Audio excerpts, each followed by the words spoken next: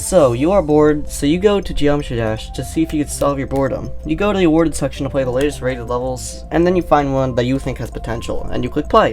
And after 15 attempts, you realize this level has awful gameplay but great decoration, and you wonder to yourself, was this gameplay made by a blind 2-year-old? Well, in this video, I'm going to explore the topic of horrendous gameplay, and show you how to make better gameplay, so that way, if you want to get into creation, you can make enjoyable gameplay that does not piss off the player.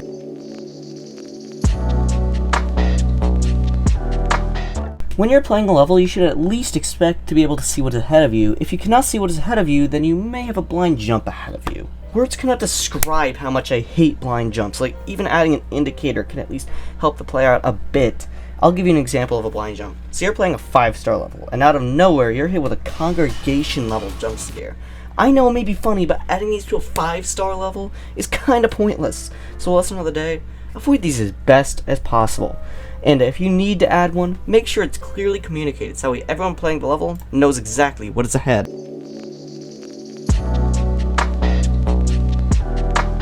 If you're playing a 3-star and then out of nowhere you're a flashbang with a tidal wave level timing, chances are you'll say fuck that and stop playing. See, one of the best things you could do when making a level is selecting its difficulty beforehand, so that way when you sit down to create a level, you know exactly what type of gameplay you're going to create, and never, under any circumstance, change the difficulty in the middle of the level. Stick to the selected difficulty for the level's entirety, and make sure that anything that is harder than the difficulty is properly communicated with the player.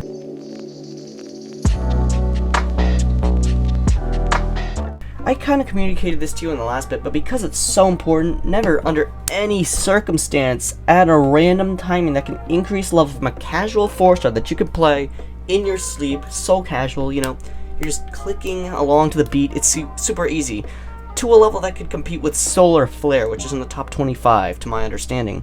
And that leads me to my second point, as I remember a trend like this back in 2022. Never make the coin route miles harder than the normal route. I remember playing a 3-star, and then I went for the coin path. I remember there was just a bunch of slaughterhouse type timing. It's like, bro, that's a 3-star. This isn't ever gonna make it onto the demon list, bro. Stop acting like it's never gonna do. You're never gonna make it out the hood with that one, bro. So stop. It's so simple. Just don't add these random timings. They're not that necessary, bro.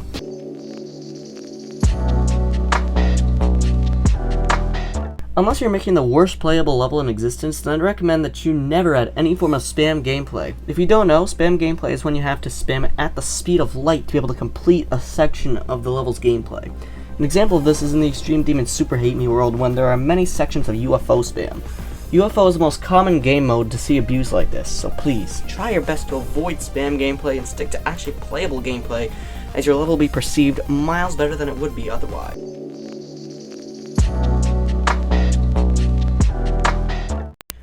When it comes to making gimmicky gameplay, most levels fall flat on this subject because most of the time people don't know how to execute a gimmicky style correctly. The most common one you'll see is the use of toggle orbs. Some people know how to incorporate it into their gameplay properly while still making it fun, whilst other people just spam the living shit out of it because they think it's cool. I'd say that the toggle orb has a shitload of potential with it, so use it wisely, and please, don't build a level where these toggle orbs are abused or make the gameplay as unenjoyable as possible, because well, you don't want these toggle orbs being abused like that. These toggle orbs are there to help you. They don't want to be spammed across an entire level.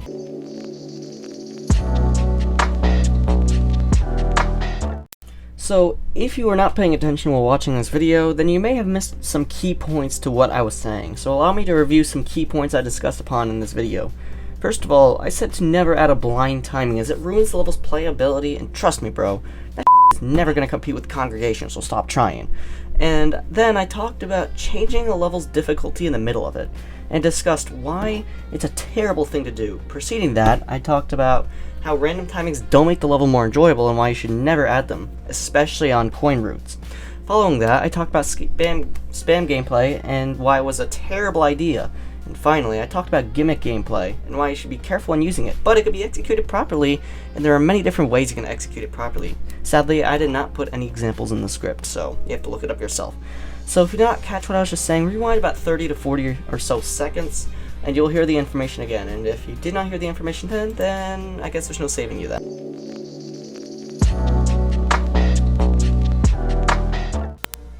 So I really hope you enjoyed this video. I'm getting into scripted videos a whole lot more, so I hope you enjoyed. Anyways, be sure to like and subscribe so we can reach and let's see if we can reach 500 likes. That's our like goal for this video. Let's see if we can reach 1,000 subs before July. I think we can do it at the rate we're going. And also, if you want to see the history of Zoink, then be sure to click the video that is on the left side of the screen.